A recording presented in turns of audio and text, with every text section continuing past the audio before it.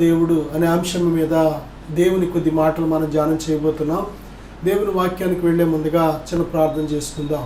పరిశుద్ధుడా, ఘనమైన తండ్రి, మాట్లాడే దైవమా, ఇప్పుడే నాయన టీవీ ద్వారా ఎంతమంది మీడియా ద్వారా నాయన మీ మాటలు ఆలకిస్తున్నారు, వారందరినీ మీ స్వాధీనపరచుకోండి ప్రభా. తండ్రి, వినే చెవి, గ్రహించే హృదయం మా అందరికీ దయచేయండి నాయన. మీ ఆత్మతో నడిపించండి, మీ స్వాధీనపరచుకునమని యేసుక్రీస్తు నామములో అడుగుచున్నాను తండ్రి, ఆమేన్. ప్రియబిడ్డలారా, చూచుచున్న దేవుడు. ఈ యొక్క సమయంలో మనం నేర్చుకోవాల్సిన గొప్ప సత్యం ఏమిటంటే, దేవుడు చూచే దేవుడు. మనకు నేత్రాలు ఇచ్చిన దేవుడు చూచే దేవుడు, మనకు చెవులు ఇచ్చిన దేవుడు వినే దేవుడు, మనకు నోరిచ్చిన దేవుడు ఆయన కూడా మాట్లాడే దేవుడు. దేవుడు చూడడు, వినడు, దేవుడు వినడు, దేవునికి తెలియదు అనుకోవడం మన బుద్ధిహీనత. అంతేకాదు దేవుడే లేడు అని అనుకోవడం బుద్ధిహీనత. బైబిల్ చెప్పింది, కీర్తన గ్రంథం 14వ అధ్యాయంలో, దేవుడు లేడు అని బుద్ధిహీనులు అనుకుంటారు.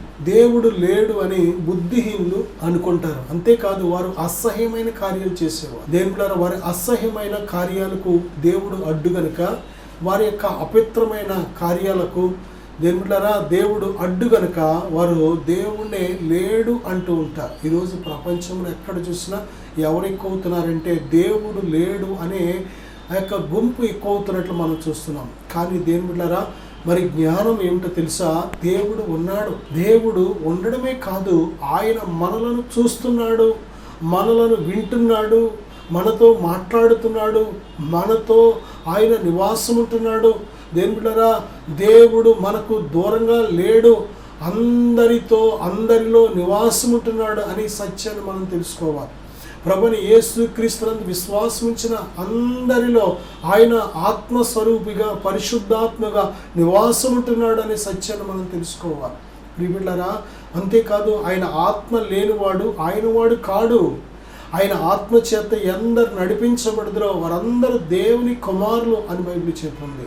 ఆయన ఆత్మ సహాయం లేకపోతే ఏ నరుడు కూడా దేవుని కోసం, దేవుడు కోరుకునే ఆ యొక్క విధానంలో బ్రతకలేడు, పరిశుద్ధుడిగా బ్రతకలేడు. దేవుని ఆత్మ లేకపోతే ఏ నరుడు నీతిమంతుడిగా కానీ, పరిశుద్ధుడిగా కానీ, యథార్థవంతుడిగా కానీ బ్రతకలేడు. దేవుని ఆత్మ చేత మాత్రమే ఇది సాధ్యం. శరీర క్రియలను జయించాలి అంటే దేవుని ఆత్మ తోడు ఉంటేనే సాధ్యం. దేవుని ఆత్మ తోడు లేకపోతే నువ్వు ఏమాత్రం శరీర క్రియలను జయించలేవు. ఎందుకంటే శరీరము ఆత్మకు, ఆత్మ శరీరమునకు ఇవి ఒకదానికొకటి విరోధముగా ఉన్నవి కనుక మీరు ఏమి చేయ నిశ్చయించరో వాటిని చేయకుందిరని బైబిల్ చెబుతుంది. కాబట్టి దేని బిడ్డలారా, శరీరాన్ని జయించాలి అన్నా, లోకాన్ని జయించాలి అన్నా, అలాగే మనకంటే బలవంతుడైన సాతాన్ని జయించాలి అన్నా, సాతాను కంటే బలమైన దేవుడు నీకు కావాలి. నీ శత్రువైన సాతాను కంటే బహు బలమైన దేవుడు నీకు సొంతం కాకపోతే, బలమైన దేవుడు నీలో లేకపోతే శత్రువుని జయించలేవు. ఈరోజు శత్రువుని ఎందుకు జయించలేకపోతున్నారంటే బలము చాలకే.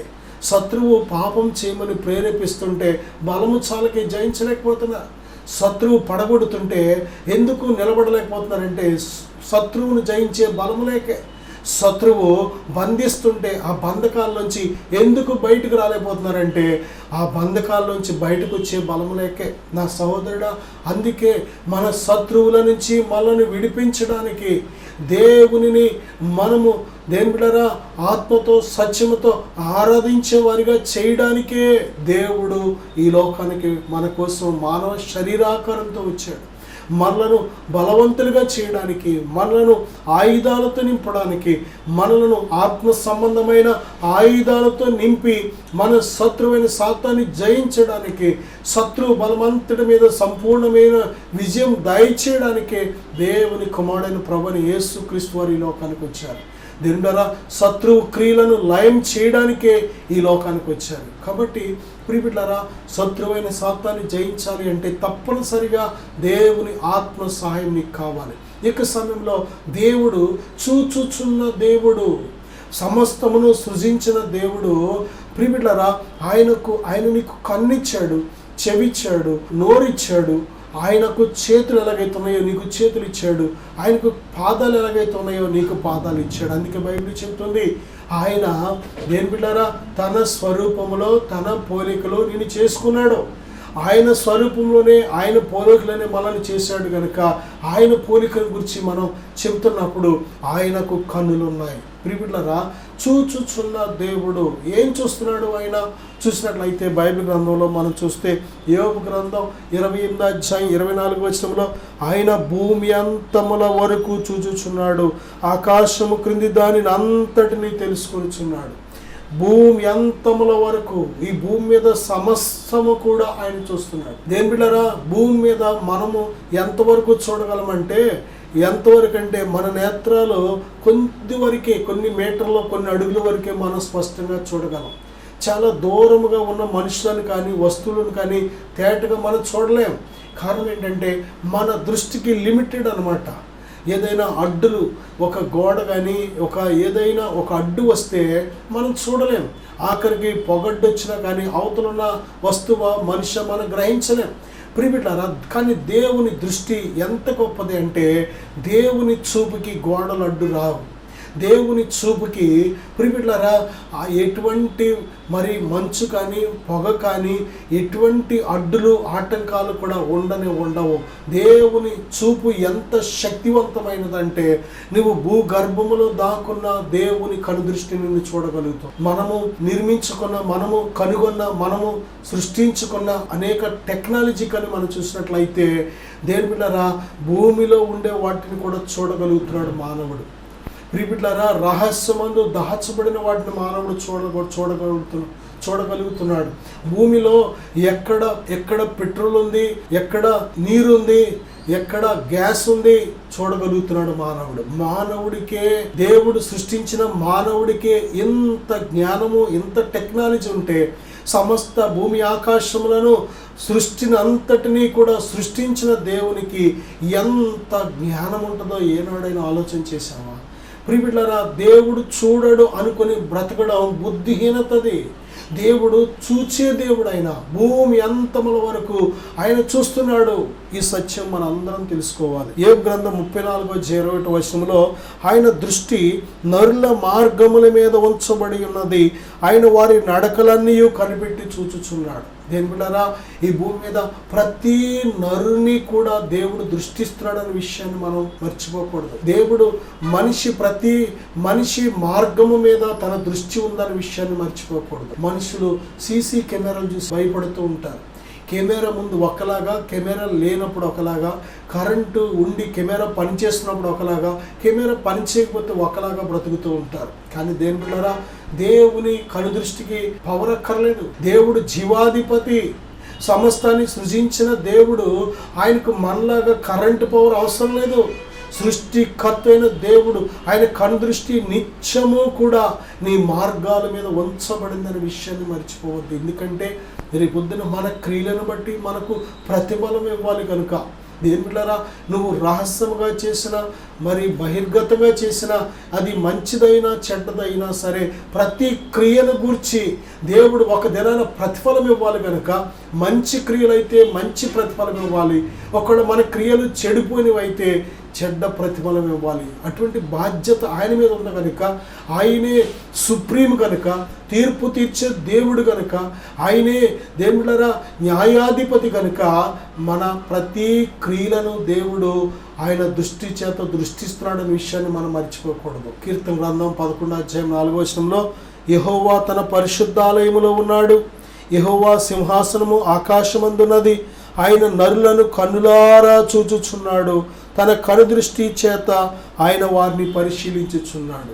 ఆయన తన కనుదృష్టి చేత మనల్ని పరిశీలిస్తున్నాడు. దేవులారా, ఆయన కన్నులారా చూస్తున్నాడు అనే విషయాన్ని మనం మర్చిపోకూడదు. మన కంటికి జూమ్ చేసే శక్తి మనకు లేదు. చాలాసార్లు దూరంగా ఉన్న వస్తువుని దగ్గరగా తెచ్చుకొని చూడాలి, లేకపోతే మనమే ఆ వస్తువు దగ్గరికి వెళ్ళి చూడాలి. ఏదైనా ఒక అక్షరం కనిపించకపోతే అది దగ్గర పెట్టి చూడాలి.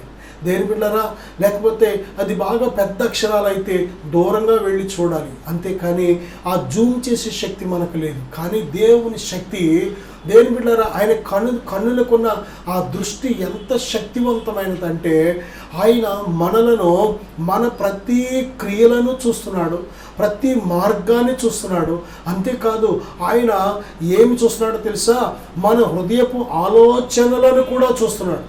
మన హృదయంలో ఆలోచన పుట్టక మునిపే గ్రహిస్తున్నాడు ఆయన.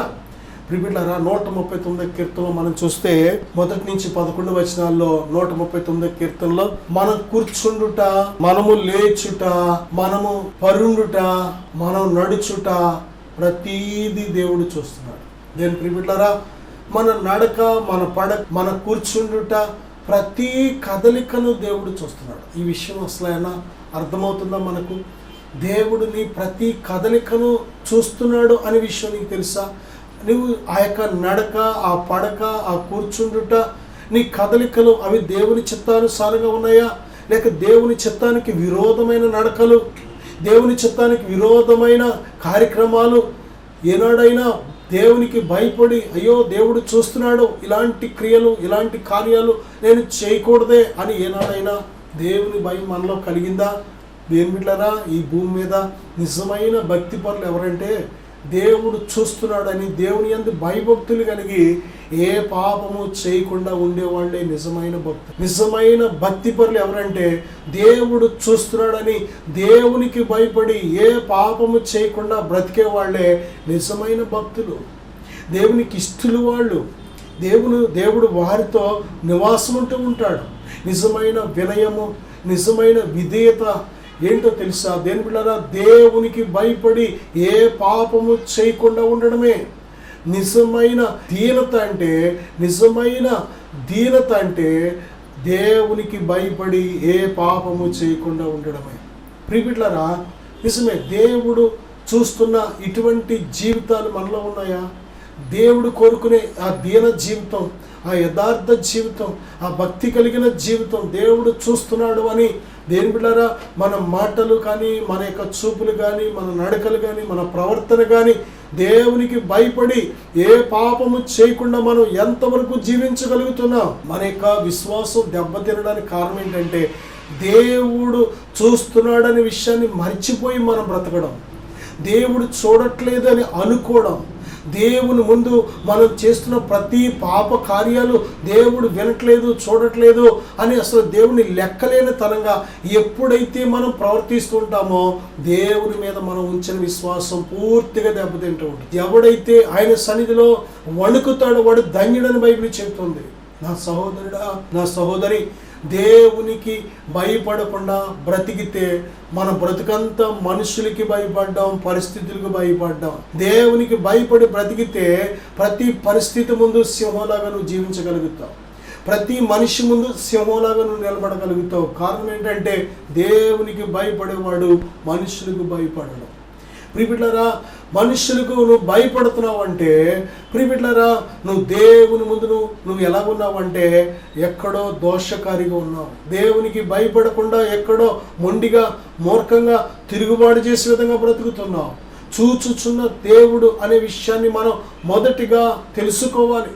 దేవుడు నరులు వారి యొక్క క్రియలను, వారి మార్గములను అన్నిటినీ దేవుడు చూస్తున్నాడు అనే విషయాన్ని మనం గ్రహించాలి. అంతేకాదు దేవుని బిడ్డలారా, దేవునికి ఇష్టలుగా మనం బ్రతుకుచున్నప్పుడు, దేవుని యందు భయభక్తులు కలిగి బ్రతుకుచున్నప్పుడు ఆయన పిల్లలను కూడా దేవుడు ఎలాగ చూస్తున్నాడు అంటే, సామెతల గ్రంథం 15వ అధ్యాయం 3వ వచనంలో యెహోవా కన్నులు ప్రతి స్థలము మీదను ఉండును, చెడ్డవారిని మంచివారిని అవి చూచుచుండును. యెషయా గ్రంథం 57వ అధ్యాయం 18వ వచనంలో నేను వారి ప్రవర్తనను చూచితిని, వారిని స్వస్థపరచుదును, వారిని నడిపింతును, వారిలో దుఃఖించు వారిని ఓదార్చుదును అంటున్నాడు దేవుడు. ప్రియబిడ్డారా, ఈ భూమి మీద ఆయన పిల్లలు ఏడవడం, ఆయన పిల్లలు దుఃఖపడడం, ఆయన పిల్లలు మరి ఓదార్పు లేక ఎంతో మరి భయంకరమైన శ్రమలను ఎదుర్కోవడం కూడా దేవుడు చూస్తున్నాడు. మర్చిపోవద్దు, దేవుడు చూసి ఊరుకునే దేవుడు కాదు సుమా.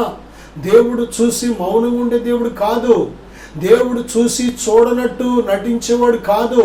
దేవుడు చూడడమే కాదు, ఆయన చూసిన ప్రతి దానికి తగిన క్రియను, ఆయన చూస్తున్న ప్రతి దానికి తగిన న్యాయము చేసే దేవుడు ఆయన. ఆదికాండం 7వ నోవహుతో దేవుడు అంటాడు కదా, ఈ తరము వారిలో నీవే నా ఎదుట నీతిమంతుడు అయినడు చూచితిని గనుక నీవును నీ ఇంటి వారు ఓడలో ప్రవేశించండి, నీకోసం ఒక ఓడని సిద్ధపరచుకో. ఈ విధంగా నీ కొలతలు కూడా దేవుడు చెప్పి, అది ఎత్తు ఎంత, పొడుగు ఎంత, వెడల్పు ఎంత, ఎన్ని అలమరలుగా పెట్టుకోవాలని సమస్తము కూడా డైరెక్షన్ ఇచ్చాడు దేవుడు. దేవుని దృష్టిలో నీతిమంతుడుగా ఎవరు ఉన్నారు, భక్తిహీనులుగా ఎవరున్నారో, పాపులుగా ఎవరున్నారో, పరిశుద్ధులుగా ఎవరున్నారో సమస్తము దేవుడు చూస్తున్నాడు. నోవహు వలె నా సహోదరుడా, సహోదరి, నువ్వు నీతిమంతుడిగా నీతిమంతురాలుగా ఉంటే నీ నీతి వ్యర్థము కాదు, నీ యథార్థత వ్యర్థము కాదు, నీ పరిశుద్ధత వ్యర్థము కాదు, నీ భక్తి వ్యర్థము కాదు.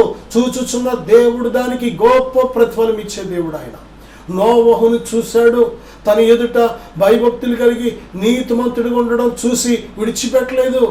భక్తిహీనుల మీదకి భయంకరమైన ఉగ్రత రాబోచిన దినాల్లో నోవహు నీతిమంతుడిగా ఉండడం చూసి నోవహును రక్షించడానికి తన కోసం ఒక ఓడ చేసుకోమన్నాడు.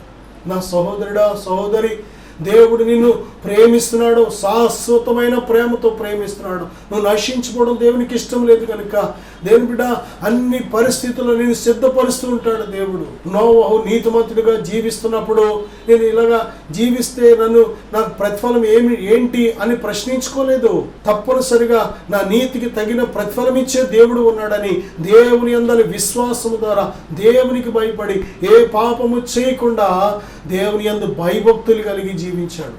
ప్రతిరోజు దేవుని ప్రేమిస్తూ, దేవుని సేవిస్తూ, దేవునితో నడుస్తూ విశ్వాసముతో జీవించినట్లు మనం చూస్తున్నాం. కనుకనే ప్రియబిడ్డ, నోవహును దేవుడు దర్శించాడు. నోవహుతో భూమి మీద తన చేయబోతున్న ఆ జల ప్రళయం కోసము నోవహుతో తన విషయాన్ని పంచుకున్నాడు. ఆ విషయం మనుషులందరికీ తెలిసింది, కానీ వారు ఏమాత్రము గ్రహించలేదు.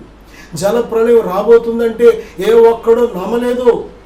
జల ప్రళయం రాబోతుంది, అందరూ చనిపోతాం, ఇప్పుడైనా మీరు నమ్మండి, పాపాలు విడిచిపెట్టండి అంటే ఏ ఒక్కరు కూడా నమ్మలేదు, పాపాన్ని విడిచిపెట్టలేదు. కారణం ఏంటంటే వారిలో దేవుని భయం లేదు.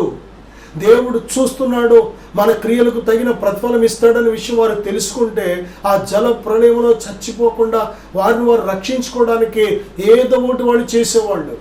ఏ ఒక్కరు కూడా నోవహులాగా మనం కూడా పడవ చేసుకుందాం అనే ఆలోచన ఒక్కరికి కూడా రాలేదు. కనీసం మనము కూడా నోవహు పడవలో ఎక్కుదామనే ఆలోచన ఒక్కడికి రాలేదు. నా సహోదరుడా, నోవహు దినాల్లో ఎలాగైతే ఉందో ఈ కడవరి దినాల్లో కూడా మనుషులు ఎలాగున్నారంటే దేవుడు చూడట్లేదు, మన ఇష్టానుసారంగా మనం బ్రతకచ్చు, మనకు నచ్చినట్టు మనం జీవించవచ్చు అనే అటువంటి మొండి వైఖరితో ఎర్రితనంతో బ్రతుకుతున్నారు. నా సహోదరుడా, ఇదిగో దేవుని రాకడ అతి సమీపంగా ఉన్న దినాల్లో మనం ఉన్నాం. ఆయన దొంగ వలె రాబోతున్నాడు. అకస్మాత్తుగా నువ్వు అనుకోనని గడియలో రాబోతున్నాడు. కనుక ఆయన రాకడకి ఎలాగున్నావు? సిద్ధంగా ఉన్నావా? చూచుచున్న దేవుడు నీ క్రియలకు తగిన ప్రతిఫలం ఇస్తాడు కనుక నీ క్రియలను సరిదిద్దుకున్నావా? నీ క్రియలను బట్టి నీకు తీర్పు తీర్చే దేవుడు, ప్రతిఫలం ఇచ్చే దేవుడు కనుక దేవునికి భయపడి దేవుడు కోరుకునే విధముగా జీవించడానికి నీ జీవితాన్ని ఏమాత్రం ఏనాడైనా ఒక తీర్మానం నిర్ణయం తీసుకున్నావా?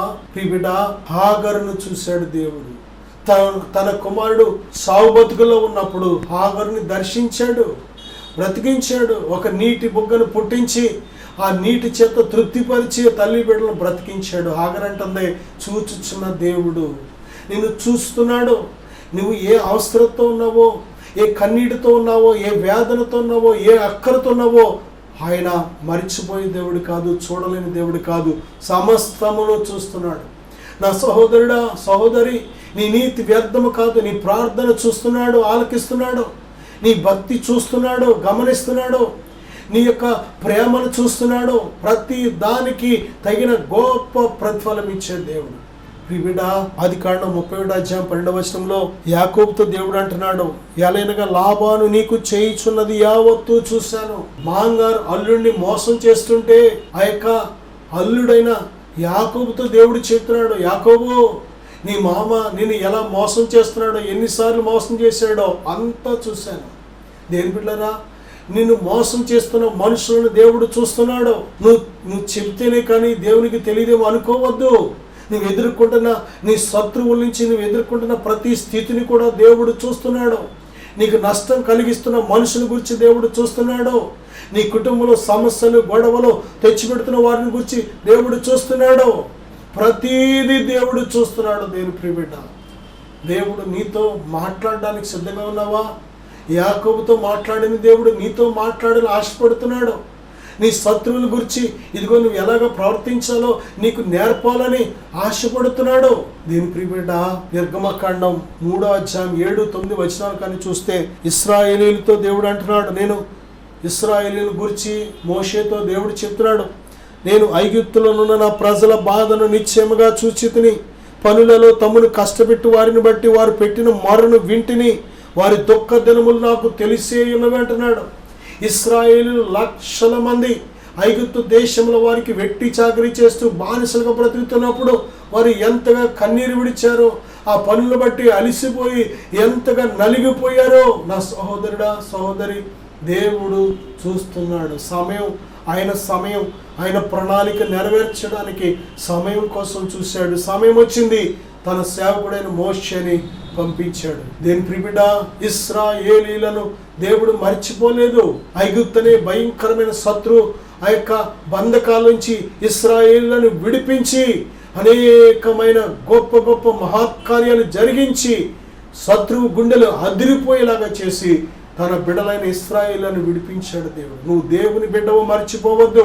నా సహోదరుడా సహోదరి, ప్రభువైన యేసుక్రీస్తునందు విశ్వాసం ఉంచిన ప్రతి ఒక్కరు కూడా దేవుని పిల్లలు. ఆయన ఎందరు అంగీకరించారు వారికి అందరికీ దేవుని పిల్లలు అవుటకు ఆయన అధికారం ఇచ్చాడు కనుక నిన్ను మర్చిపోలేదు దేవుడు. నీ కన్నీరు చూస్తున్నాడు, నీ వేదన చూస్తున్నాడు, నీవు ఎదుర్కొంటున్న ప్రతి స్థితిని కూడా ఆయన చూస్తున్నాడు. ప్రతి దానికి కూడా సమయం సమయం సమయం సమయం దేవుని సమయం చాలా ఖచ్చితమైనది. ఇంకెన్నాళ్ళండి, ఇంకెన్నాళ్ళు ఓర్చుకోవాలి, ఇంకెన్నాళ్ళు భరించాలి, ఇంకెన్నాళ్ళు ఈ బాధలో, ఇంకెన్నాళ్ళు ఈ కష్టాలు అనుకున్నావేమో, భయపడకు. దేవుని సమయం, నా సహోదరుడా, నీ సమయం కంటే దేవుని సమయం ఖచ్చితమైంది. దేవుని సమయం నీకు మేలైంది. దేవుని సమయంలో ప్రతీదీ కూడా ఎంతో సంతోషంగా ఆనందంగా మారిపోతుంది. అంతే. నీ దుఃఖం, అయ్యా నా సహోదరుడా సహోదరి, ఓనా దేవుని ప్రియమైన బిడ్డలారా, నీ దుఃఖం, నీ యొక్క ఏడుపు నాట్యంగా సంతోషంగా దేవుడు మార్చాలని ఆశపడుతున్నాడు. చూస్తున్నాడు దేవుడు, నీ వేదన చూస్తున్నాడు, నీ కన్నీరు చూస్తున్నాడు. దేవుని దృష్టిలో నువ్వు ఏ విధముగా తగ్గించుకొని బ్రతుకుతున్నావో అయినా సరే నీకు వస్తున్న నిందలు చూస్తున్నాడు. నిన్ను అనేక విషయాల్లో నిన్ను కష్టపెడుతున్న వారిని, నిన్ను బాధ పెడుతున్న వారిని చూస్తున్నాడు దేవుడు. భయపడకు. ఆ రోజున ఈ లాబానుతో మాట్లాడి గద్దించిన దేవుడు, యాకోబు శత్రువైన దేవుడు తన మామయ్యన లాబాను మోసం చేసి అనేక విధాలుగా బెదిరించి మరి తన కుటుంబంలో అనేక రకాల కష్టాలకు కారణమైన లాబానును దర్శించి మాట్లాడిన దేవుడు నీ శత్రువులతో కూడా మాట్లాడాలని ఆశపడుతున్నాడు. నీ శత్రువుల మనసులు కూడా మార్చాలని ఆశపడుతున్నాడు. శత్రువులను మిత్రులుగా మార్చే దేవుడు ఆయన. ఒకని ప్రవర్తన ఆయనకి ఇష్టంగా ఉన్నప్పుడు శత్రువులను సైతం మిత్రులుగా మార్చే దేవుడు ఆయన.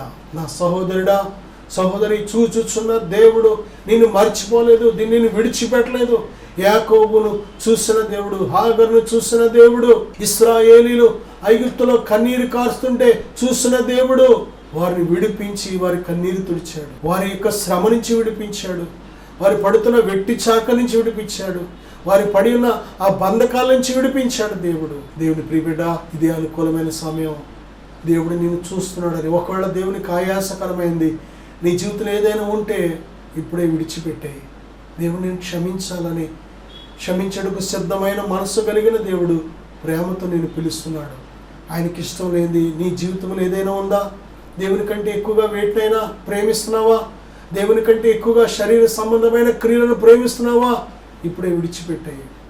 దేవుడు నిన్ను శాశ్వతమైన ప్రేమతో ప్రేమిస్తున్నాడు. ఆయన తల్లి కంటే తండ్రి కంటే మిన్నగా ప్రేమిస్తున్నాడు. ఆయన ప్రాణ స్నేహితుల కంటే మిన్నగా ప్రేమిస్తున్నాడు.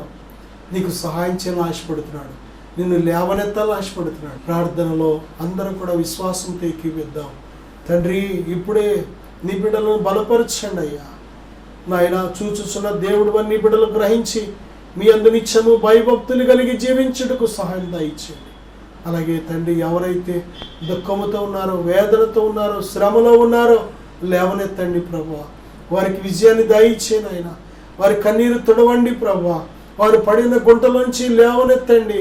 యేసుక్రీస్తు నామములో వారి దుఃఖము, వేదన సంతోషంగా, నాట్యంగా మార్చబడని గాక తండ్రి.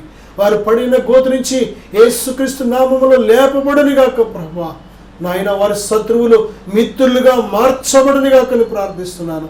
ఏ కుటుంబంలో అయితే నెమ్మది లేదో, సమాధానం లేదో, యేసుక్రీస్తు నామములో నెమ్మది, సమాధానం కలుగును గాకని ప్రార్థిస్తున్నాను. అయ్యా, ఏ కుటుంబంలో అయితే చీకటి ఏలుబడి చేస్తుందో యేసుక్రీస్తు నామములో చీకటి పారద్రోలబడును గాకని ప్రార్థిస్తున్నాను.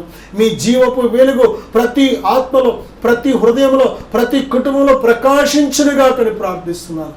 బలపరచు తండ్రి. ఈ ప్రార్థనలో ఎక్కిస్తున్న ప్రతి బిడ్డను దర్శించండి. మీ ఆత్మశక్తితో నింపండి ప్రభువా. వారిని పట్టి పీడిస్తున్న ప్రతి అవిశ్వాసాన్ని, భక్తిహీనతను, బుద్ధిహీనతను ఇప్పుడే విడిచిపోవునుగా జ్ఞాపిస్తున్నాను. నాయన, మీ అందరి పరిశుద్ధమైన భయము నీ బిడ్డలో ఏలుబడి చేయనుగాక తండ్రి. అయ్యా, ఇదిగో మీ ఆత్మ చేత బిడ్డలు నింపబడునుగాక తండ్రి. మీ శక్తితో నింపబడునుగాక నాయన. దీవించి బలపరచమని యేసు నామములో ప్రార్థిస్తున్నాను తండ్రి. ఆమేన్. God bless you.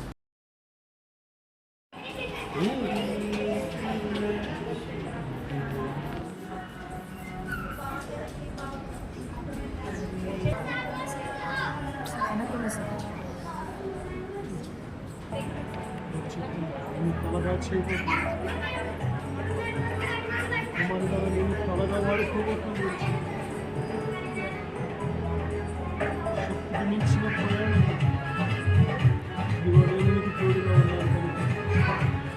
ప్రయాణం రూపించిన 5 వర్గాలను గడిచారు. సరళం చేయబోతున్నారని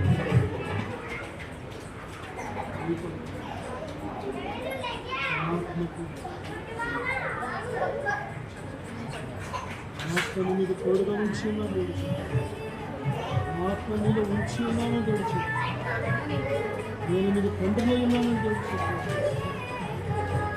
దేవునామానికి వందనాలు, సేవకులకు నా వందనాలు.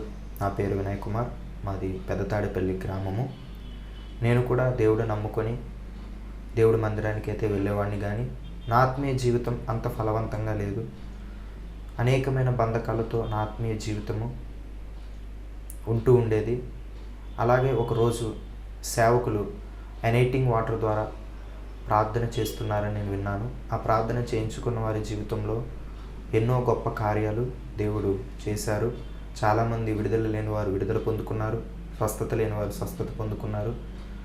ఎప్పుడైతే ఆ సాక్ష్యాన్ని నేను విన్నానో, నా జీవితంలో కూడా దేవునిలో బలంగా సాగాలని, దేవునిలో నడవడానికి, నేను కూడా దేవునిలో స్థిరముగా ఉండాలని చెప్పి ఒకరోజు సేవకుల యొద్దకు వెళ్ళి ప్రార్థన చేయించుకున్నాను. ఎప్పుడైతే సేవకుల ద్వారా ప్రార్థన చేస్తున్నప్పుడే దేవుడు నన్ను బలంగా తాకారు. వెంటనే నా హృదయం నుంచి ఏదో ఒక తెలియని బంధకం, ఏదో ఒక చీకటి నా నుంచి బయటికి వెళ్ళిపోవడం నేను గ్రహించాను. ఎప్పుడైతే అలా చీకటి బంధకం నా నుంచి వెళ్ళిపోయిందో నా హృదయం చాలా తేలికైంది. దేవుడు తన బలమైన ఆత్మతో నన్ను నింపి నన్ను స్థిరపరిచి తన ఆత్మతో నన్ను ముద్రించారు. ఆ రోజు నుంచి ఈ రోజు వరకు కూడా నా జీవితంలో దేవుడు ఎన్నో గొప్ప కార్యాలు చేశారు. అప్పటి నుంచి నా ఆత్మీయ జీవితంలో బలమైన ఆత్మీయ జీవితంలో నేను కొనసాగించగలుగుతున్నాను. దానికి కారణం ఆ రోజు సేవకుల ద్వారా నేను ప్రార్థన చేయించుకున్నప్పుడు దేవుడు సేవకుల్లో ఉండి సేవకుల ద్వారా తన ఆత్మతో నన్ను నింపి ఈరోజు ఇలా గొప్పగా ఉన్నతమైన స్థానంలో ఆత్మీయ స్థితిలో దేవుడు నన్ను నిలబెట్టారు. దేవుడు నా జీవితంలో చేసిన ఈ కార్యమును బట్టి దేవునికే సమస్త మహిమ, ఘనత, ప్రభావములు యుగయుగములు చెల్లునుగాక. సేవకులు కూడా నా ప్రత్యేక వందనాలు. Thank you. Praise the lord.